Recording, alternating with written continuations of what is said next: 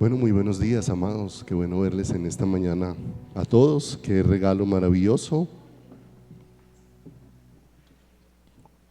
Qué gracia provista por el Señor para que juntos podamos ser edificados de una manera especial con el amor glorioso e incomparable del Señor sobre todas y cada una de nuestras vidas, y que Dios nos dé la gracia de poder verlo con más claridad a través de los ojos, escucharlo con más claridad a través de los oídos que Él ha puesto en nosotros y que no son de hombre, son esa nueva naturaleza que Dios ha provisto a cada una de nuestras vidas. Nos hizo nacer de nuevo para que lo podamos ver, nos hizo nacer de nuevo para que lo podamos oír. Quitó el corazón de piedra y puso un corazón de carne para que nosotros lo podamos conocer y podamos ser estremecidos por su amor y podamos amarlo con el amor que Él nos ha provisto, porque es la única manera de poder amar al Señor.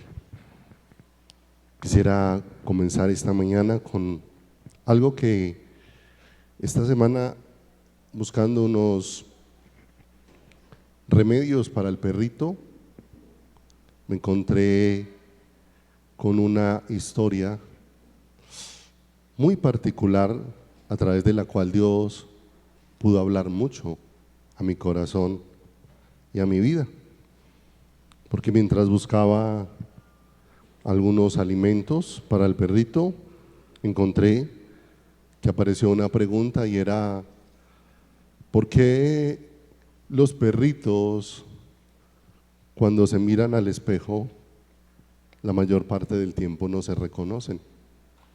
Porque ese perrito se mira al espejo y no se reconoce. Y nosotros hemos visto, los que tal vez tengan animalitos, que muchas veces el perrito, cuando hay un espejo, se mira y de pronto de primerazo ladra, mueve la cola, pero después de un momento pierde todo el interés por lo que está viendo ahí, y aunque el espejo siga ahí, se siga viendo muchas veces, como que el perrito empezó a ignorar lo que pasa en ese espejo. Y entonces el estudio que habían hecho a muchos perritos era: ¿por qué razón ese perrito no se reconoce en el espejo? Y allí decían los resultados del estudio que es que el perrito no se guía por la vista, sino la mayor guía de un perrito es por el olfato. De manera que él inicialmente ve una imagen en el espejo, pero cuando hace uso de su olfato, empieza a darse cuenta que lo que ve en el espejo no es real, no es verdadero, no emite ningún olor, no le transmite ninguna información. De manera que el perrito termina ignorando eso, porque él, siendo tan limitado comparado con un ser humano en sus capacidades, su olfato es suficiente para decirle: ahí no hay algo genuino, ahí no hay un perro de verdad, no tiene olor, no tiene fragancia, no transmite que tiene que tiene vida. Y mientras leía esto me llamaba tanto la atención, porque ciertamente nosotros estamos viviendo tiempos muy peligrosos y tiempos muy peligrosos porque ciertamente los seres humanos nos hemos volcado más a las pantallas y a la tecnología, y aunque las pantallas y la tecnología son inertes, ¿cierto?, transmiten un mundo de información que, aunque parece ser cierta, lo único que va llevando es al ser humano a vivir en un mundo irreal, ¿sí? Tan cierto es que, como ha sido calificada la tecnología en el último tiempo y todo el avance que se ha dado, sobre todo en estos últimos 2 años, con lo llamado inteligencia artificial, Y ciertamente, pues el nombre lo dice todo, es artificial, no hay algo genuino, no hay algo real, no hay algo verdadero, aunque en apariencia haga muchas cosas. El problema es que esas pantallas han ido trayendo al ser humano a sumergirse en ese mundo, en un mundo que no es real, en un mundo que no es verdadero, en un mundo que no es genuino, en un mundo donde le está ofreciendo aparentemente identidad a muchas personas que están encontrando muchas cosas ahí, pero lo único que está haciendo es pervirtiendo más a ese ser humano por un camino que ese ser humano no conoce, y después de probarlo encuentra que su corazón sigue tan vacío, y que muchas veces hemos cambiado, como dice Romanos, a la verdad de Dios por la mentira.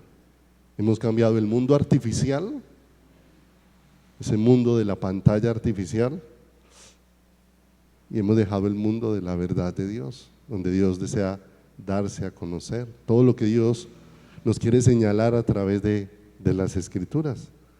Nuestra meditación de lo que Dios dice es poca, pero nuestra atención en las pantallas es mucha, ¿cierto? A tal punto que aunque nosotros decimos que muchas personas afuera tienen adicción y que muchas veces sufren de síndrome de abstinencia, cuando eso a lo que están adictos no lo pueden ejecutar, nosotros nos damos cuenta que cómo sufriríamos de síndrome de abstinencia donde nos quitaran un mes el celular, y nos encontraríamos cómo nuestro corazón está tan sumergido en un mundo artificial y tan lejos de la verdadera realidad que Dios nos ha provisto. Y por eso Dios tiene que obrar en nuestros corazones y tiene que revelarse a nuestras vidas, porque aunque escuchamos las verdades, no basta solo con oírlas, las oímos, pero seguimos el mismo camino. Las conocemos, pero seguimos haciendo lo mismo todos los días. Y el único que puede obrar al interior nuestro para sacarnos de todo esto es ¿quién? Es el Señor, de una manera tremenda, de una manera gloriosa. Y es lo que Dios está haciendo con su pueblo, nos está trayendo a conocer la única verdad que Él ha provisto, la única verdad que hace libre, la única verdad que obra para una verdadera edificación de la vida del ser humano. Y esa verdad no es artificial, esa verdad es real, porque esa verdad es una persona, la gloriosa persona del Señor Jesucristo. Y hemos venido estudiando en las últimas semanas, vimos la parábola del trigo y la cizaña relacionada con esto, hablando de las dos naturalezas que ahora están en el creyente, y que es necesario que como creyentes alcancemos madurez. Cuando somos niños, dice la Escritura, somos llevados por cualquier viento de doctrina, por cualquier dirección, porque no hemos conocido, pero en la madurez Dios nos va llevando a conocer, ya no a movernos por lo que hemos oído, sino que ahora Dios nos va llevando a ver. Job expresó: de oídas te había oído, mas ahora mis ojos te ven. Y es un clamor permanente que Dios ha puesto en mi corazón este último tiempo, porque cierta manera tenemos mucha información bíblica, pero hemos visto muy poco del Señor. Tenemos mucha información acerca de lo que dicen las Escrituras, pero estamos viendo muy poco aquel que las Escrituras señalan con tanta claridad. Y el Señor, dando la gracia de que nuestro corazón y nuestra vida realmente empiece a menguar respecto a tantas cosas que se han vuelto nuestro afán, nuestra ocupación o nuestra distracción, porque hay tantas cosas que hoy nos tienen tan distraídos, tan desconectados, y la palabra de Dios dice que una de las cosas que ahogó la palabra de Dios fueron los afanes de esta vida, ¿cierto? Y cuando hablamos de los afanes de esta vida, puede ser que ya muchos no estén afanados por conseguir dinero, tal vez muchos no estén afanados o entregados a un trabajo, pero muchas veces estamos con los mismos afanes del mundo y ocupados en las mismas cosas con las que el mundo está entretenido, y se han convertido en la la entretención, que hace que nuestra atención esté puesta en muchas cosas, pero no en un aprender de Dios, no en un aprender del Señor. Y la madurez hace que necesariamente se empiece a ver un fruto, porque solamente en el tiempo de los frutos era donde se distinguía la cizaña del trigo. También estuvimos viendo luego que lo que Dios hace en nuestras vidas no es un traslado geográfico, y lo vimos en la vida de Abraham. No era Dios llevando a Abraham de Ur de los Caldeos a la tierra que fluye leche y miel, era Dios sacando a Abraham de Abraham para llevarlo a Cristo. Y es lo que está haciendo con todos y cada uno de nosotros, no un traslado geográfico, sino está haciendo es una obra espiritual que va más allá de costumbres, de hábitos. No nos trajo para que cambiáramos de hábitos o de costumbres, nos trajo para que experimentáramos una nueva vida. Cuando el Señor dice que nos ha trasladado de tinieblas, tinieblas es lo que somos nosotros, y a su luz admirable, y su luz admirable es lo que es Cristo. Nos ha trasladado de lo que nosotros éramos ahora a todo lo que es su Hijo y la vida de Jesucristo dentro de cada uno de nosotros. Y veíamos hace 15 días cómo nosotros somos especialistas en hacernos autodiagnósticos y después autorrecetarnos, ¿cierto? Nos evaluamos nuestra propia vida y nosotros mismos definimos el camino que vamos a seguir, y aún definimos todas las cosas que Dios ha dejado a través de las Escrituras desde nuestro pensamiento, y les hemos dado un uso conforme a nuestro gusto, conforme a nuestra voluntad, conforme a nuestros deseos. Y veíamos cómo muchas veces utilizamos las Escrituras no para buscar la vida que Dios nos proveyó, sino que buscamos en las Escrituras cómo hallar el estilo de vida que yo quiero. Y eso es completamente diferente, porque cuando yo busco en las Escrituras el estilo de vida que yo quiero, entonces solamente tengo que aplicar a ciertas porciones y tengo que manipularlas e inclinarlas conforme al deseo de ¿qué? Conforme al deseo de mi corazón. Pero mis amados, Dios no vino a acomodarse al deseo del corazón de ningún ser humano. Dios nos ha hecho nacer de nuevo para que todo ser humano se acomode al deseo del corazón de Dios. Es un cambio completamente diferente en nuestras vidas y en nuestros corazones, de manera que el diagnóstico o el autodiagnóstico nuestro es: tenemos la palabra, tenemos la oración y tenemos el ayuno para conseguir lo que nosotros queremos. Y Dios, de una manera especial, nos deja ver que lo que nosotros pensábamos que era nuestra necesidad, no era nuestra necesidad. Pensábamos que nuestra necesidad era salud, dinero, que nuestra necesidad era logros, hasta que Dios empezó a alumbrar nuestro corazón y dijo de una manera especial: ¿de qué le sirve al hombre si gana el mundo entero y se pierde su alma? ¿De qué le sirve lograr todo si realmente no conoces y experimentas la vida dentro de tu corazón y dentro de todo tu ser? Porque ¿qué perdió el hombre? El hombre en el huerto del Edén perdió la vida de Dios y ganó para sí, si lo pudiéramos decir de esa manera, ganó una existencia independiente de Dios, alejada de la vida de Dios, y se convirtió en tinieblas, se convirtió en oscuridad, se convirtió en muerte. Un ser simplemente con existencia, un ser simplemente que tiene una existencia sobre la faz de la tierra, pero sin la vida de Dios dentro de su corazón. Y ahora Dios ha plantado en el monte Calvario una cruz, por donde no solamente es necesario que pase Jesús, sino una cruz por la que es necesario que pase todo creyente, porque allí en esa cruz Cristo ocupó nuestro lugar y llevó sobre sus hombros lo que nosotros debíamos de recibir. Pero en esa cruz Jesús también proveyó que sea despojado de mi existencia y sea vestido de su vida.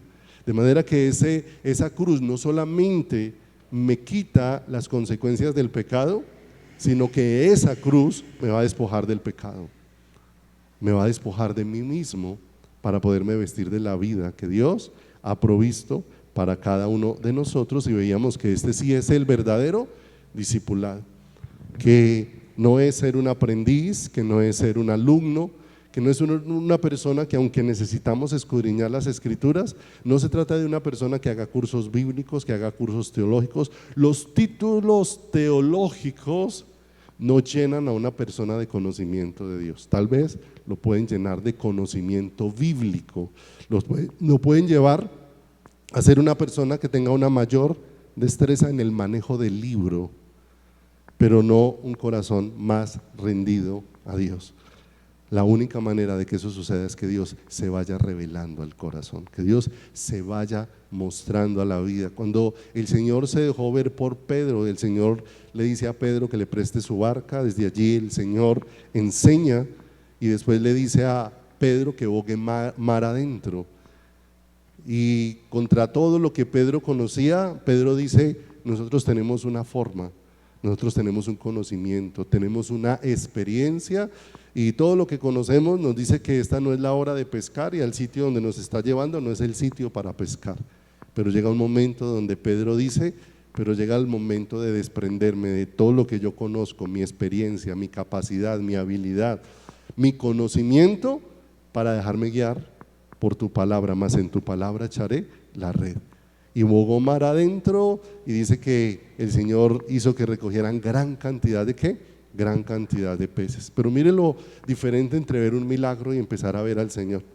Cuando vemos un milagro podemos saltar, podemos brincar, podemos celebrar, podemos festejar, sí, pero cuando vemos al Señor caemos de rodillas. Y frente a aquella situación de las barcas llenas de peces, ayer no vemos a un Pedro brincando porque dijo: uy, mejoró el negocio. Definitivamente nos vamos a desatrasar de las deudas que tenemos. Definitivamente la pesca es lo nuestro. ¿Sabe qué ocurrió aquel día? Dice la escritura que Pedro cayó de rodillas delante de Jesús, diciéndole: apártate de mí, porque soy hombre pecador. ¿Cierto? Aquella luz de Jesús confrontó una realidad en la vida de Pedro, pero de una manera especial el Señor se acerca para decirle: Pedro, vea, lo que aconteció hoy en este milagro no es para que te quedes pensando en cómo se va a multiplicar la pesca mañana. Pedro, hoy te despides de la pesca, porque a partir de hoy me vas a seguir, te voy a hacer un pescador. ¿De qué? Un pescador de hombres. Mire, de una manera especial, Pedro no quedó pegado al milagro, Pedro empezó a quedar pegado en su corazón. ¿A quién? A Dios. Que empezó a quedar pegado en su corazón al Salvador, y eso empezó a despojar a Pedro de todo lo que Pedro tenía. ¿Dónde? Dentro de su corazón. Porque ¿qué es ser discípulo de acuerdo a la palabra del Señor? Uno que está dispuesto a perderlo todo por seguir, o por seguir no, por tener la vida de su maestro, ¿sí? Por tener la vida de su maestro. Un discípulo era alguien que cuando escogía a un maestro, esto ya lo vimos, solamente quiero recordarlo, era que cuando miraba a un maestro y lo elegía, ese quería que la vida de ese maestro fuera su vida, y para que eso sucediera, ese discípulo estaba dispuesto a perder sus sueños para que los sueños que hubieran en él fueran los de su maestro, a perder su voluntad para que la voluntad que hubiese en él era la de su maestro, a perder sus sueños, sus deseos, sus ambiciones, para que ahora todo lo que él anhelara era lo que había en ¿quién? Lo que había en su maestro. De manera que un discípulo, de acuerdo a la escritura, no era uno que aprendía cursos bíblicos, porque así lo convertimos nosotros. Nosotros convertimos el discipulado en enseñemos Biblia, y el Señor habló del discipulado como algo donde tú eres despojado de ti mismo para ser revestido de la vida de ¿quién? De la vida de Cristo, donde pierdes tu vida para ganar la vida de Cristo. Y Pablo lo entendió de una manera clara cuando dijo: y todo lo tengo por basura, por la excelencia del conocimiento de Cristo Jesús, por amor del cual lo he perdido todo y lo tengo por basura para ganar a Cristo. De una manera muy extraordinaria empezó a entender con mucha claridad, como él tantas veces lo expresó, para él el vivir es Cristo, o sea, la vida es Cristo, porque el Señor ha dicho, y ya entendemos por qué palabras que para nosotros fueran tan difíciles, tan duras, para cuando Jesús las estaba hablando pudieran ser entendidas por los que estaban escuchando. Porque para nosotros, cuando el Señor dice: si alguien quiere venir en pos de mí y no renuncia a todo lo que posee, no puede ser mi discípulo. Y eso lo leemos hoy al presente, y eso nos parece sumamente difícil. Pero cuando ya entendemos lo que es ser discípulo, ¿cierto? y que no lo elegimos nosotros a Él, sino que Él nos eligió. ¿A quién? Nos eligió a nosotros, y es un regalo maravilloso porque nos eligió y dice: y los he puesto para que vayáis y llevéis fruto, y vuestro fruto permanezca. ¿Y cuál es el fruto que se da ahora en la vida de cada creyente? ¿Cierto? El fruto no es éxito, el fruto no son iglesias grandes, el fruto no son ministerios, el fruto no son dones ni talentos, el fruto es la manifestación de la vida de Cristo en cada uno de nosotros. Juan 15 nos deja ver que lo que manifiesta el fruto es la naturaleza del árbol.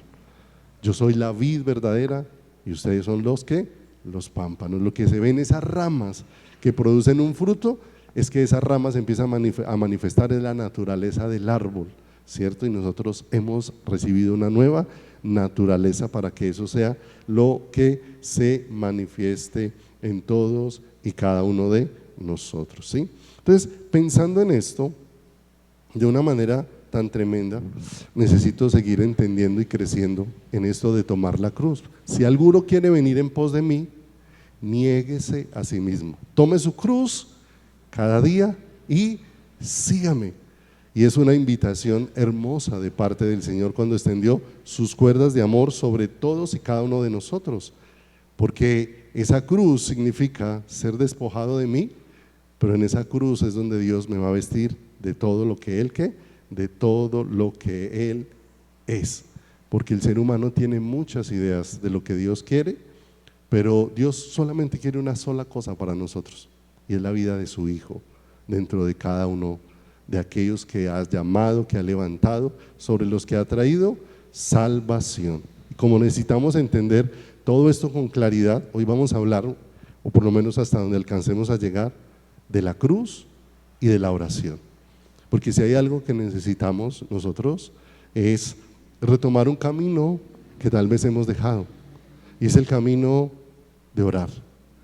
Toda la Escritura nos deja ver siempre, tanto en el Antiguo como en el Nuevo Testamento, cómo había una vida de oración, ¿sí? Y vamos a detallar un poco esto más de acuerdo a las Escrituras, porque hay muchas cosas que nosotros hemos abordado, que nosotros hemos mirado, pero que la luz de Dios nos alumbre para poderlo ver con más claridad, para entender lo que Dios dispuso. Porque si Jesús, el hombre perfecto, ¿sí?, llevó una vida de oración, ahora cuánto más nosotros, si el modelo para nosotros fue Jesús, y ahora ese Jesús habita en ¿quién? En nosotros. Cuánto más nosotros necesitamos una vida de oración. ¿Y qué relación tiene esa vida de oración con la cruz en nuestras vidas? Con esa cruz que necesitamos tomar ¿qué? Todos los días, ¿sí? Pero para eso necesitamos nuevamente tener principios establecidos en nuestras vidas. Hay cosas que no podemos perder de vista, porque hay algo que el Señor nos ha dejado ver a través de las Escrituras, y es que todo lo que Dios hace es por gracia. Y gracia significa que el ser humano no ha hecho ni un solo mérito para que el Dios de los cielos favorezca al ser humano, ¿cierto? Y eso es importante que lo podamos tener claro, porque aún no hay forma de que nosotros en algún momento lleguemos a hacer méritos, ni hicimos méritos para que Dios apareciera en nuestras vidas y nos encontrara y nos hallara perdidos y saliera a buscar, como dice la Escritura, el que salió a buscar la oveja perdida y la halló y la encontró y vendó sus heridas y la puso sobre sus hombros y la trajo de regreso al redil. No hubo mérito alguno en nosotros para que Dios nos hallara, pero una vez Dios nos halló, no hay forma de hacer méritos para el favor de Dios. Y sí necesitamos entenderlo un poco para poder entender todo lo que Dios está obrando. Y le invito a que me acompañe ya a Deuteronomio, capítulo número 7, versículo número 6. Deuteronomio, capítulo número 7, en el versículo número 6, porque nos devolvemos un poco a mirar cómo Dios empezó a manifestar su deseo de tener un pueblo para Él. Un día el Señor aparece a un hombre llamado Abraham y le había dicho: vete de tu tierra y de tu parentela y de la casa de tu padre a la tierra que yo te mostraré, y haré de ti una nación grande y engrandeceré tu nombre. ¿cierto? Pero todo lo que Dios estaba haciendo estaba relacionado con el propósito de Dios para ese pueblo, porque lo que Dios estaba levantando era un pueblo ¿para quién? Un pueblo para Él. Y dice Deuteronomio 7:6, ¿sí? Ya Dios dice, mire, ¿cuál es el propósito para este pueblo? Porque tú eres pueblo santo para Jehová tu Dios, ¿sí? ¿Qué es lo que hace al pueblo de Dios santo? No son sus obras, no son sus acciones. Lo que hace al pueblo de Dios santo es que la vida del santo esté en ese pueblo. Si Cristo habita en ti, tú eres un pueblo santo, no por tus obras, sino por la vida de Cristo que habita en ti. Cuando la vida de Cristo habita en ti, con toda seguridad que los caminos del hombre son ordenados y que las acciones y las obras que ven en el ser humano son de acuerdo a aquel que ahora habita dentro de ese ser humano. ¿Es claro? Dice, porque tú eres pueblo santo para Jehová tu Dios. Jehová tu Dios te ha escogido para hacerle un pueblo especial. Qué hermoso, tú y yo, escogidos para ser un pueblo especial para Dios entre todos los pueblos. Dice, más que todos los pueblos que están sobre la tierra. Dígame si eso no es un privilegio, dígame si eso no es un regalo, que Dios nos aparte para Él y nos mire de una manera especial. Y dice el verso 7, no por ser vosotros más que todos los pueblos, os ha querido Jehová y os ha escogido, pues vosotros erais el más insignificante de todos los pueblos. Sino que verso 8 dice el Señor, ¿cuál fue la razón por la que Dios decidió levantar ese pueblo? Sino por cuanto Jehová os amó. Y eso me recuerda unas palabras hermosas que el Señor le permite ver a Jeremías, porque Jeremías en medio de todo lo doloroso que pudo ver, porque escribe el libro de Lamentaciones y él ve un ámbito demasiado fuerte con todo lo que ha sucedido con la destrucción de Jerusalén, pero en medio de todo eso Dios le recuerda, con amor eterno te he amado, por lo tanto prolongué sobre ti mi misericordia. ¿Qué fue lo que hizo posible que Dios levantara un pueblo? Su amor, ¿cierto? Su amor hizo posible que Dios levantara un pueblo allá en Deuteronomio, y su amor hizo posible que Dios levantara un pueblo en el Monte Calvario, un pueblo para Él, hoy llamado la iglesia del Señor Jesucristo.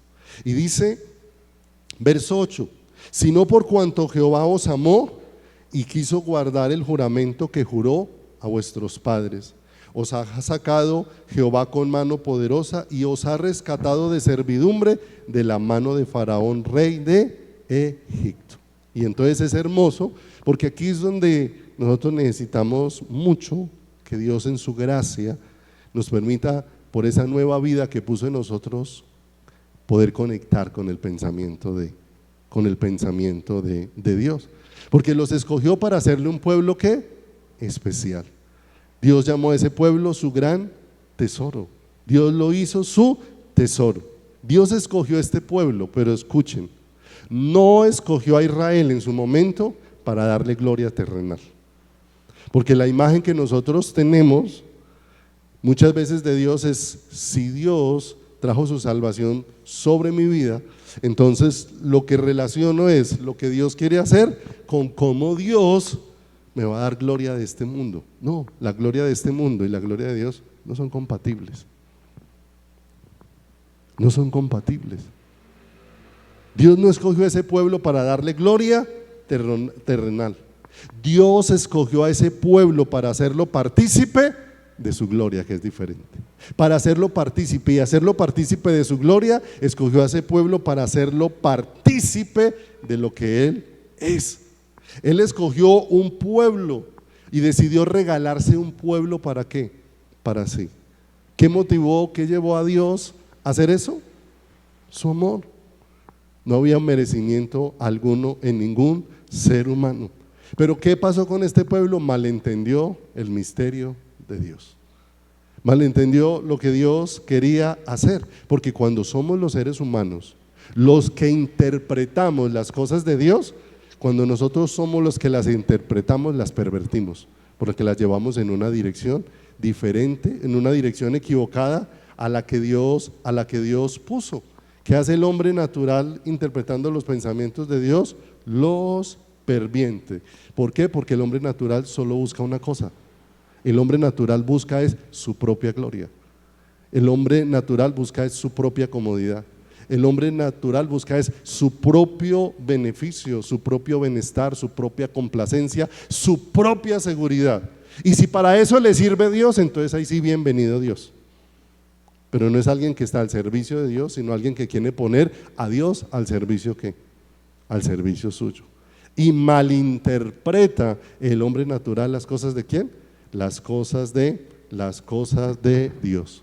Dios le dio su nombre a su pueblo, no para que todos los demás pueblos lo reconozcan, que ha sido en la interpretación, el anhelo que ha querido el ser humano.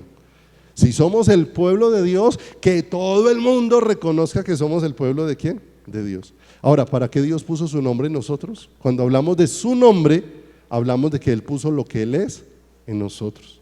Y cuando Él puso lo que Él es en nosotros, no lo puso para que los demás pueblos nos reconozcan. Lo puso para que cuando Él nos mire, reconocernos a nosotros por la vida de Él que hay en cada uno de nosotros. De manera que nos hizo un pueblo especial para reconocernos como su pueblo, no para que seamos reconocidos por las demás naciones, como Israel lo interpretó, que Dios lo iba a poner como cabeza, o sea, lo iba a poner por encima de todas las naciones. Y una evidencia de eso es que siempre Israel estuvo bajo el yugo de otro imperio. El Señor le muestra a Daniel por allá en una estatua los imperios del mundo: Babilonia, a los medos, los persas, los griegos, los romanos, y el reino que hay hasta ahora, que es de mezcla de hierro con barro, ¿cierto? Lo que quedó de rezago del imperio romano con las alianzas humanas. Y el Señor mostró todos esos reinos del mundo. Y si usted mira, casi siempre Israel ha estado bajo el dominio de uno de esos imperios del mundo. Nunca Él fue el que se puso sobre el resto, siempre Él estuvo como allá. ¿Por qué? Porque Dios de una manera especial está diciendo: es que yo no los escogí para hacerlos un pueblo visible al mundo, los escogí para hacerlos un pueblo visible para mí. Y es lo que no podemos perder ¿de qué? No podemos perder de vista. Nos hizo para Él, y la malinterpretación de esto ha llevado al hombre a buscar otras cosas. ¿Qué hizo el hombre en la Torre de Babel? Hagámonos un nombre, ¿sí? Hagámonos un nombre, edifiquémonos una torre, hagamos un sistema y edifiquémonos un reconocimiento, edifiquémonos una fama, edifiquémonos un logro a través del cual nosotros seamos ¿qué? Reconocidos. Y cuando Dios vio que eso estaba edificando, ¿qué hizo? Bajó a frenar y a detener la obra que los hombres estaban haciendo. Pero aunque se detuvo la obra allá en Babel, no se ha detenido en el corazón del hombre. El hombre sigue insistiendo en construir sus propias cosas. Es más, a veces hemos utilizado la Biblia no para construir el reino de Dios, sino para construir nuestro propio ¿qué? Reino. Y cuando construimos nuestro propio reino, entonces estamos peleando por ovejas, estamos peleando por lugares, estamos peleando por reconocimiento, estamos peleando por quién tiene la revelación de Dios, por quién es el que hace más, ¿cierto? Y esa no es la razón de ser, mis amados. La razón de ser para nosotros se llama Jesucristo.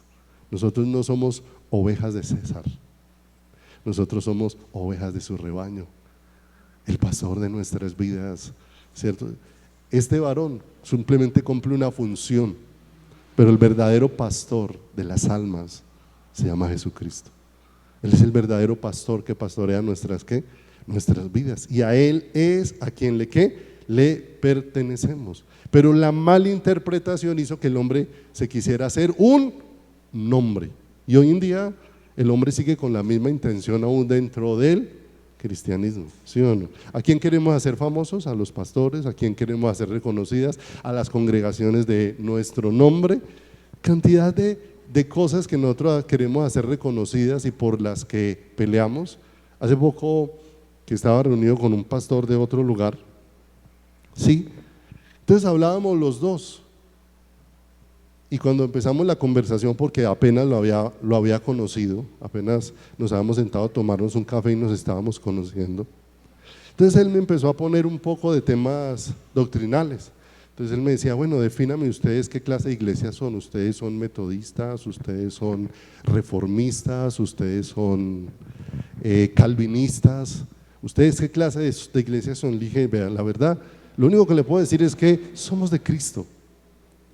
Y si los dos nos sentamos aquí a discutir doctrinas, cuando nos paremos de aquí, vamos a estar sumamente divididos.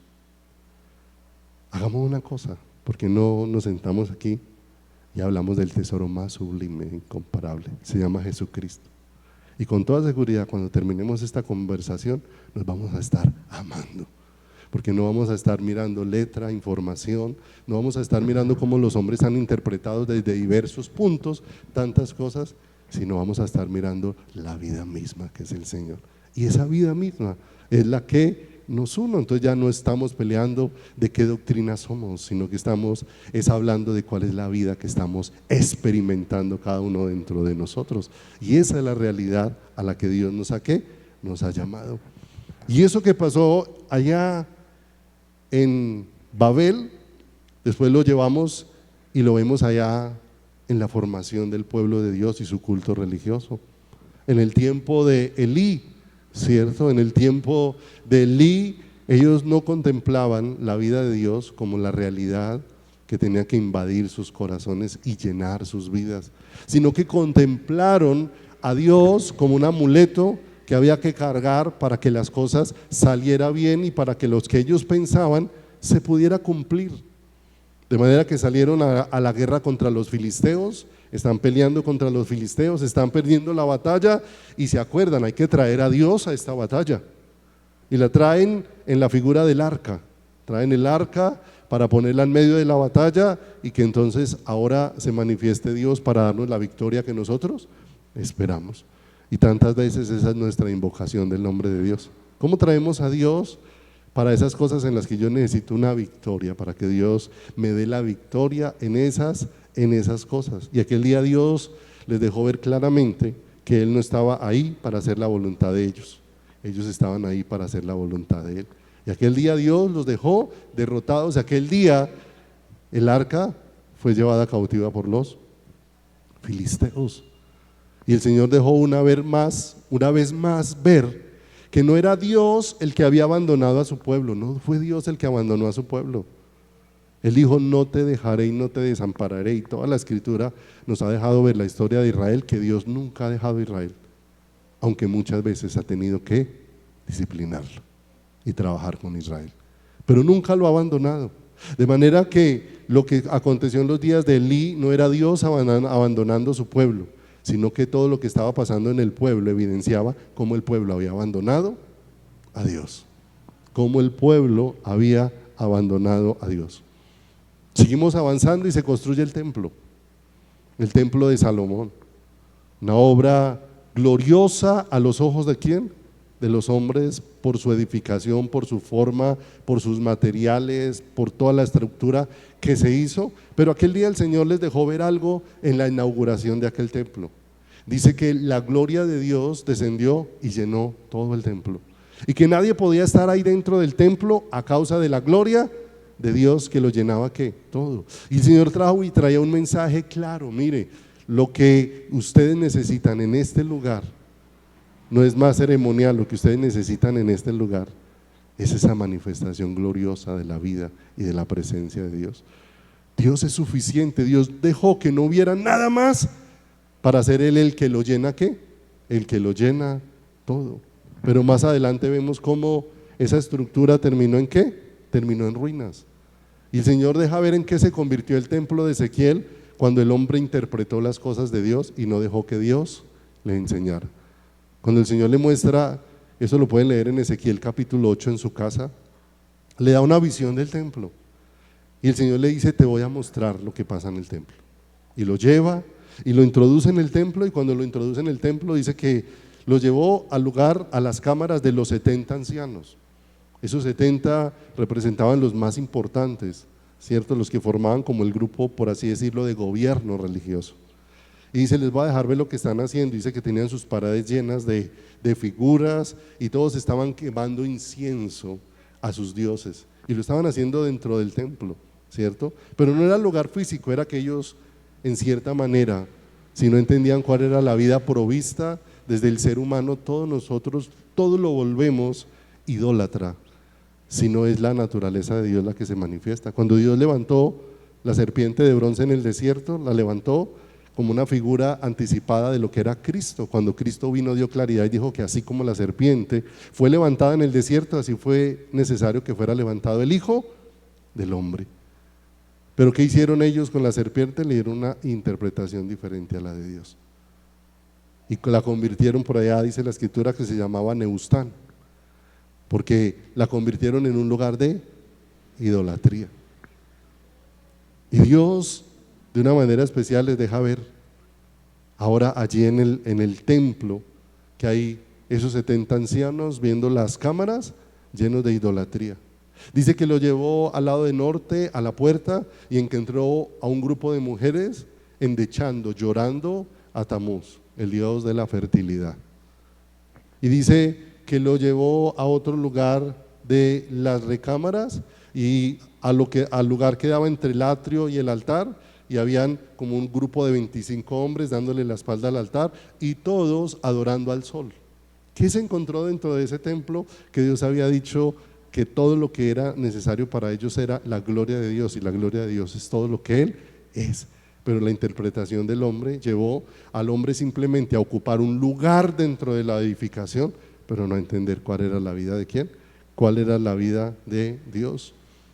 En los días del profeta Ageo, cuando ese templo está completamente destruido, el Señor viene y les dice: ustedes están interesados solo en sus cosas, miren sus casas artesonadas y mi casa está desierta. Mediten en sus caminos, ustedes prefirieron sus propias vidas y han abandonado la vida que yo dispuse. ¿Para quién? Dispuse para ustedes. Y cuando uno llega al libro de Malaquías, encuentra la misma situación, un conflicto entre Dios y el hombre. Dios le habla al hombre, y el hombre entrando en conflicto con las cosas que Dios dice, porque el hombre tiene una interpretación diferente de las cosas de quién, de las cosas de Dios. Yo los he amado y ellos están en el conflicto. ¿Y en qué nos amaste? El hijo honra al padre y el siervo a su señor. ¿En qué te hemos deshonrado? Habéis hecho cansar a Jehová con vuestras palabras. Y ellos les dicen: ¿en qué te hemos hecho cansar?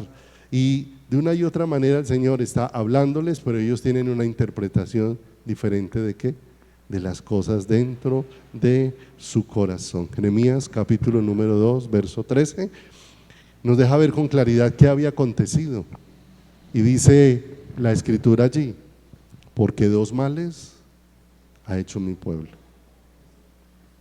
Jeremías capítulo número 2 verso 13: porque dos males ha hecho mi pueblo, me dejaron a mí fuente de agua viva, y cavaron para sí cisternas rotas que no retienen agua, ¿cierto? Entonces, tanto tiempo el Señor indicando cuál era la vida, pero el hombre incapaz de ver la qué, de ver la vida, de percibir la vida que Dios le estaba dando. Y esto nuevamente nos recuerda que cuando cuando el hombre reinterpreta las cosas de Dios, leemos lo que dice Pedro, que dice que la profecía o lo que Dios ha anunciado no es de interpretación privada, pero el ser humano ha reinterpretado los pensamientos de Dios, y cuando lo hace los pervierte, porque proceden de una naturaleza que no puede entender a Dios. La única naturaleza que puede entender a Dios es la provista por Dios en la vida gloriosa de su Hijo Jesucristo. Vayan entonces conmigo a Ezequiel capítulo 36 versículo número 22. Ezequiel 36, 22. Entonces, esto de lo que Dios está haciendo no es un asunto de méritos nuestros, sino es un asunto de gracia de Dios sobre nuestras vidas. Por eso la iglesia no es un asunto de competencia, mis amados. Es un asunto de la manifestación hermosa de la vida. Aquí no se trata de quién es mejor que quién, sino se trata de en quién se está manifestando la vida del Maestro. La interpretación humana nos pone a competir quién es mejor que quién, ¿sí o no? Pero el corazón de Dios nos lleva a percibir la vida. Alguna vez les compartí un ejemplo, quisiera recordarlo en esta mañana, de aquella actividad que hicieron en una congregación y donde designaron a algunos hermanos para hacer algunas presentaciones dentro de las actividades del día.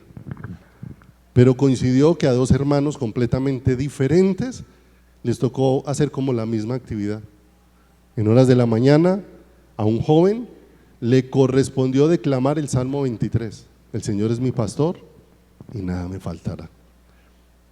Y ese joven se preparó para declamar el Salmo y lo hizo de una manera tan magistral, tan talentosa, tan llena de capacidad. Se había preparado de manera que todo lo que hizo capturó la atención de todo lo que escuchaban, a tal punto que cuando el hombre terminó de declamar el Salmo 23, toda la congregación se pone en pie y lo aplaude por espacio de unos 15, 20 minutos. El talento de un hombre había provocado la admiración de una congregación. Pero más tarde había un ancianito al que le tocaba también declamar el Salmo 23. El ancianito, viendo lo que había acontecido en la mañana, estaba muy preocupado, ¿sí? Porque él no tenía toda la habilidad y la capacidad que tenía ese joven. El joven descrestó con su talento y con su capacidad. El ancianito, muy temeroso, subió y no declamó el Salmo 23, dijo el Salmo 23. No tuvo todos los matices que había hecho el joven de la mañana. Cuando el anciano termina de decir el Salmo 23, toda la iglesia está de rodillas, llorando y pidiéndole perdón al Señor. El joven en la mañana quedó confrontado al ver lo que aconteció con el anciano en la tarde y se quedó esperándolo para preguntarle por qué la diferencia. ¿Por qué yo declamé el Salmo 23 y todos se levantaron y aplaudieron? ¿Y por qué usted declamó el Salmo 23 y todos cayeron de rodillas llorando y pidiendo perdón al Señor? Y le preguntó al anciano, y el anciano, con una sonrisa y temeroso en su corazón, le dijo: joven, es que hay una pequeña diferencia. Tú sabes el Salmo de memoria, yo lo he vivido. Y eso hace una gran diferencia, porque nos hemos vuelto más de la parte de los talentosos que declaman y que dicen una cantidad de cosas correctas que generan la admiración de los seres humanos, pero que muchas veces está seco de la vida de Dios. Porque muchas veces ese mismo que puede decir ese salmo de una manera tan extraordinaria, todavía no ha probado de la vida de ese pastor dentro de su corazón y dentro de su ser. Y Dios nos ha llamado a probar. El Salmo 34 dice: probad y ved qué bueno es Jehová, ¿cierto? Entre en un contacto, en una realidad hermosa. Y dice Ezequiel 36:22: por tanto, di a la casa de Israel, así ha dicho Jehová el Señor. Y mire lo hermoso, todo lo que Dios hace, mire, Dios no hace nada para complacer a nadie. Amén.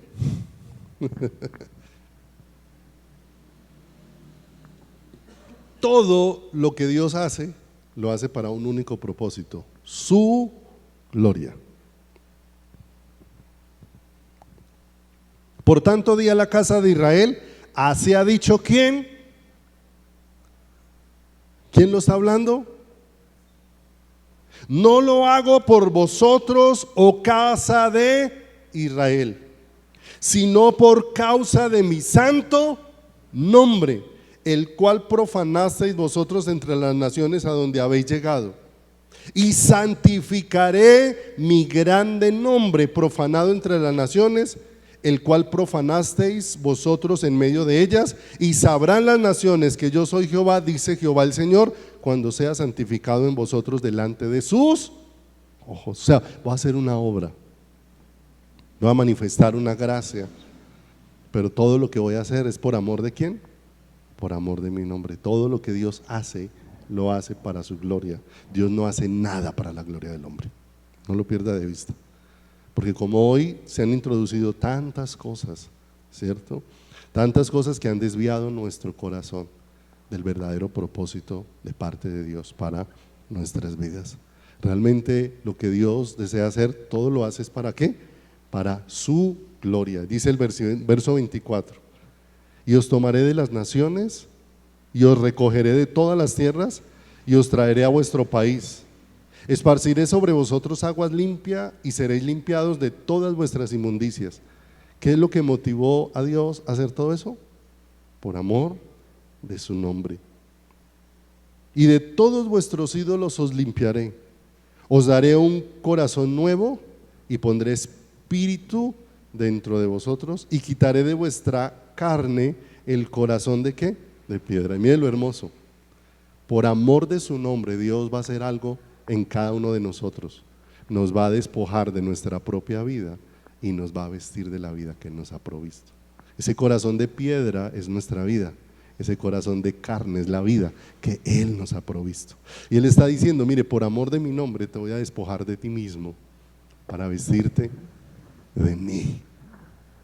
Y dice ahí, verso 27: y pondré dentro de vosotros mi espíritu y haré que andéis en mis estatutos y guardéis mis preceptos y lo pongáis por obra. ¿Dónde Dios hizo posible todo esto? ¿Dónde Dios hizo posible toda esta realidad para nuestras vidas? ¿En la cruz de qué? En la cruz del Calvario, donde hubo un maravilloso e incomparable intercambio por cada una de nuestras vidas. Él tomó el corazón nuestro allí en la cruz del Calvario y recibió el justo juicio que nosotros merecíamos. Fue lo que hizo en la cruz del Calvario. Pero en aquella cruz del Calvario también nos dio su corazón para que ahora nosotros tengamos la vida que necesitamos. Mire lo hermoso. Él allí en la cruz tomó nuestro corazón y recibió Él lo que nosotros merecíamos. Pero en esa misma cruz nos proveyó su corazón para que ahora nosotros tengamos lo que necesitamos dentro de nuestra vida, lo que necesitamos dentro de nuestro corazón. Nos proveyó un nuevo corazón, nos proveyó una nueva naturaleza, una nueva creación, una nueva vida, un nacer de lo alto. Nosotros en nuestras traducciones tenemos nacer de nuevo, pero en el original es nacer de lo alto. De manera que está diciendo, se nos ha provisto una vida que no proviene del hombre, una vida que proviene de Dios, que proviene del corazón de Dios. Se nos ha provisto a todos y cada uno de nosotros. De manera que todo eso nos pone en una gran necesidad de orar. ¿Sí? Le voy a decir una frase que se lo voy a dejar para que la medite con el Señor. ¿Sí? Nosotros relacionamos oración con comunión. Pero ¿sabían que oración no es comunión?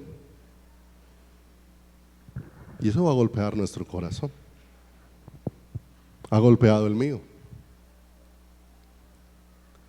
¿Por qué razón? Porque nuestro orar no produce comunión con Dios. La comunión con Dios ha sido provista en la vida de Jesucristo. La palabra de Dios dice que Dios nos reconcilió consigo mismo por medio de Jesucristo. Lo que hace que tengamos comunión con Dios es la vida de ¿quién? Es la vida de Cristo. Dios nos puso en Cristo para hacernos partícipes de la comunión que el Padre y el Hijo tienen. O sea, ¿qué es lo que hace posible que tengamos comunión con Dios? Cristo, no las oraciones. Amén. Eso golpea nuestro corazón, ¿cierto? Porque nosotros a veces pensamos que eso es lo que nos relaciona con ¿quién? Con Dios. La comunión con Dios es a causa de Cristo, no a causa de las oraciones. Como Dios hizo posible que ahora tengamos comunión por Cristo con Dios, entonces esa comunión hace posible que nosotros podamos levantar oraciones. Porque por eso dice la Escritura, mas por la sangre de Cristo tenemos libre acceso para entrar hasta el lugar santísimo, ¿cierto? Entonces fíjese, la sangre de Cristo fue la que nos puso en comunión ¿con quién? Con Dios, para que ahora me pueda hablar con Dios, pueda expresar tantas cosas que hay en mi corazón. ¿Hacia quién? Hacia Dios. Entonces la comunión no es la oración, porque si Cristo vive todo el tiempo en nuestras vidas, entonces ¿cuánto tiempo podemos tener comunión con Dios? Todo el tiempo, porque ya estamos ¿en quién? Porque ya estamos en Él. No todo el tiempo nosotros estamos ¿qué? Orando, aunque el Señor indica orando en todo tiempo, en el Espíritu y velando en ello con toda perseverancia, ¿cierto? De manera que la oración no es comunión, la oración es para entender la vida de la que me ha hecho partícipe esa comunión en la que ahora he sido puesto. Al orar, o el orar es más por causa de la cruz que tiene que acontecer en nuestras vidas. Y lo vamos a mirar ahora hasta donde alcancemos en un ejemplo de la vida de Cristo. Porque al orar, o ese orar es por causa de lo que necesita morir en mí cada día. ¿Cómo nosotros contemplamos el orar? El orar es cómo entro a la presencia de Dios, cómo le digo muchas cosas a Dios, todas las cosas que necesito, y no está mal que se las exponga a Dios. La Escritura dice, sean conocidas delante de Dios todas vuestras peticiones, con oración, con ruego, con súplica, con acción de gracias, y la paz de Dios que sobrepasa todo entendimiento guardará vuestros ¿qué? Vuestros corazones, ¿cierto? Pero una vez tú pones todo en las manos de Dios, ahora empieza el proceso más importante. No es qué pediste, sino cuál es la voluntad de Dios. Y muchas veces para que la voluntad de Dios sea, vas a tener que morir a lo que pediste. ¿Se da cuenta? Que más bien la oración fue provista para experimentar la cruz, más que para que consigas todo lo que tú piensas, ¿cierto? Y tú deseas. Y lo vamos a mirar ahora, como le digo, hasta donde alcancemos, en un ejemplo bíblico, porque la meta del creyente no es ser mejor que los demás, sino la meta del creyente es ser como Cristo. Y la única manera de ser como Cristo es cuando Dios nos lleva a morir allá en la cruz. La oración es un morir a mí mismo, a mi voluntad, a lo que yo deseo, para que se cumpla en mí su voluntad, ¿cierto? La mayor parte del tiempo lo hemos contemplado diferente, ¿cierto? Porque hemos leído muchas oraciones en la Escritura, pero las hemos leído muchas veces fuera de contexto, fuera de contexto. Si nosotros miramos la Escritura, nos vamos a encontrar que Jesús muchas veces se encontró orando. Fue a elegir a los 12 discípulos y pasó toda la noche orando.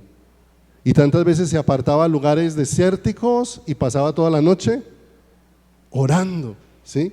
Pero la mayor parte del tiempo nosotros no sabemos que Jesús oraba. La mayor parte del tiempo no sabemos. Cuando los discípulos le dijeron al Señor, enséñanos a orar, el Señor les enseñó principios para la oración, y todos los principios están relacionados única y exclusivamente con la gloria de Dios. Cuando enseñó allí lo que conocemos como el Padre Nuestro, ¿sí? Santificado sea tu nombre. Mis amados, solo Dios puede santificar su nombre. No hay nada que el hombre pueda hacer para santificar el nombre de de Dios. No hay obra de hombre que honre el nombre de Dios o quién es Dios. Solamente Dios mismo honra su nombre. Venga tu reino, ¿cierto? Y cuando se clama venga tu reino, el reino de Dios no se ha manifestado de manera terrenal. Recuerde, el sueño de la iglesia hoy es el mismo sueño de Israel, en el que fracasó Israel. Israel siempre esperó como Dios nos va a poner como cabeza y no como cola, ¿sí? Y ese no era el deseo de Dios para Israel. El deseo de Dios para Israel era cómo Dios iba a gobernar sobre el corazón de su pueblo. De manera que cuando pedimos venga tu reino, lo que estamos pidiendo es la única vida que Dios ha provisto y en la única vida en la que Dios gobierna, que es la vida de Jesucristo. Hágase tú. ¿Sí o no? O sea que todo está dispuesto, es para lo que Dios quiere y nada para lo que tú quieres. Y si sigue leyendo todo el Padre Nuestro, te vas a encontrar con eso. Porque la pregunta es, si tú tuvieras la oportunidad en esta mañana, ¿cómo es la voluntad de Dios definida en las Escrituras? Buena, agradable y perfecta. ¿Sí o no? Y lo que más se opone a la voluntad de Dios es mi voluntad. Porque hay cosas que a mí me parecen, pero no es lo que Dios ¿qué? No es lo que Dios desea. ¿Sí o no? Le hago una pregunta. Cuando alguien enferma, nosotros oramos para que Dios haga su voluntad y Dios manifieste su gloria. Pero ¿para qué es igual a nosotros eso? Que Dios haga su voluntad y manifieste su gloria sobre un enfermo, para nosotros es igual a sánelo. Eso es para nosotros. Que manifieste su gloria y haga su voluntad, para nosotros es igual a que Dios lo sane. ¿Sí? Pero mire, Dios manifiesta su gloria y manifiesta su voluntad, así siga enfermo. Porque su voluntad y su gloria no dependen de la sanidad. Y ahí es donde nosotros vamos a ir creciendo. Para eso necesitamos morir a lo que yo quiero. Porque muchas veces entro en conflicto porque yo quería era que lo sanara. Y como no lo sanó, entonces entro en rebelión con Dios. Pero ¿en qué entramos? En un conflicto de voluntades. Señor, tu voluntad quiere una cosa y la mía quiere ¿qué? Otra. Y el Señor dice, pero la única disposición para tu voluntad es una cruz. ¿Y la cruz qué significa? Muerte. O sea, pase allá, muera su voluntad y viene entonces, yo te muestro la mía, que siempre será buena, agradable y perfecta. Porque no corresponde a los deseos del corazón del hombre, sino al plan perfecto ¿de quién? Al plan perfecto de Dios para nuestras vidas. Lucas capítulo 22, 39, vamos a leerlo, dejamos alguna pinceladita para la próxima semana respecto a lo que vamos a mirar, la oración y la cruz. ¿Sí? Porque cuando revisamos, como les decía ahora, los evangelios, aunque siempre encontramos muchos momentos donde Jesús oró, son muy pocas, casi contadas con los dedos de la mano, las veces que se dejó escuchar que era lo que Jesús estaba orando.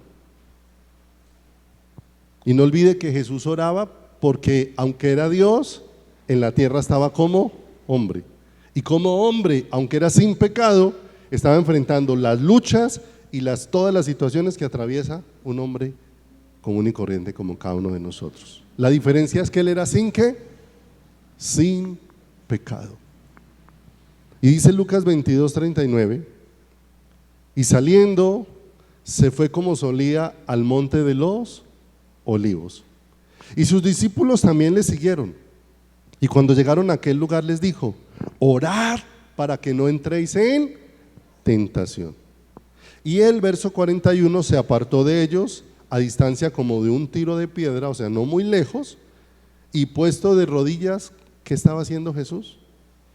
Mire, una oración Que el hecho de que se lea de manera sencilla, el hecho de que se lea de manera corta, el hecho de que se abarque en un solo versículo no significa que no sea una oración muy profunda, muy intensa,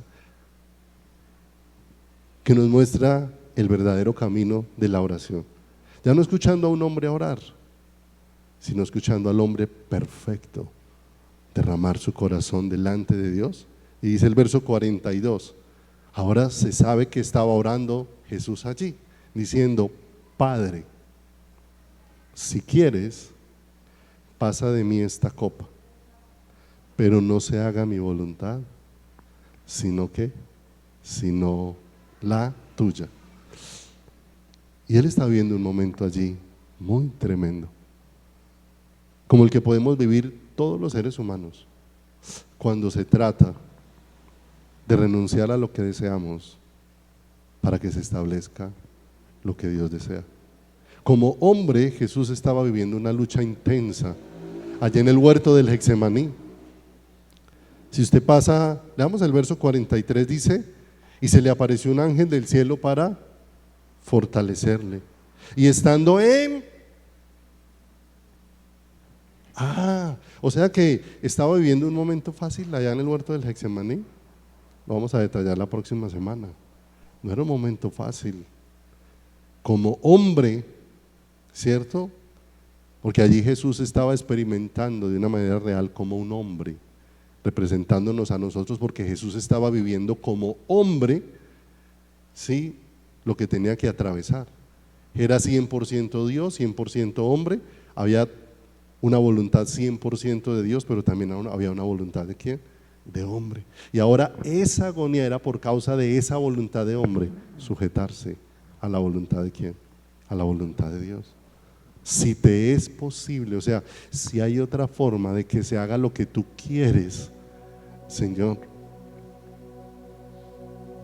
Pero ¿qué termina diciendo la oración? Pero que no sea como yo quiero, sino tu voluntad. Y el hombre perfecto, allí en la cruz del Calvario, está muriendo a su voluntad, para que la voluntad de Dios sea hecha en quién, sea hecha en él. Y no es un asunto fácil para nosotros, porque ¿en qué momento, en qué episodio está viendo eso? Viviendo eso en un momento de oración. Porque nosotros concebimos la oración como la oportunidad de cómo obtenemos de Dios, y no la oración como el camino donde perdemos lo que deseamos para ganar lo que Dios desea para nuestras vidas. Jacob tiene una lucha muy intensa y se apartó y estuvo a solas orando. Y entró un Jacob entero en una angustia extrema ante el Señor, porque tiene que enfrentar algo que Dios quiere y que tal vez él no quiere. ¿Qué quiere Dios para Jacob? Que le salga al encuentro de su hermano Esaú. Y eso aterra el corazón de Jacob. Lo que hace que Dios le habló de eso, Jacob no ha vuelto a dormir, ha vuelto a estar tranquilo. Y entre más se va acercando el momento, más intensa se ha hecho la lucha dentro de su corazón. Y se apartó a orar, y allí está humillando su corazón delante de Dios. Pero mire lo hermoso. Nosotros leemos que Jacob luchó con Dios y venció, pero eso más bien es al revés. Jacob luchó con Dios y Dios lo venció. Lo venció fue Dios, porque entró un Jacob con muchas necesidades, erguido a hablar con Dios, y salió un Jacob rengueando. Entró y no ganó, perdió. Pero cuando perdió, pudo decir al final: vi cara a cara a Dios y fue librada mi alma. De manera que la oración, a lo que nos vamos a ir adentrando, más que ser un camino para que obtengas todo lo que quieres, es un camino para que pierdas tu vida y se establezca en ti la voluntad de Dios.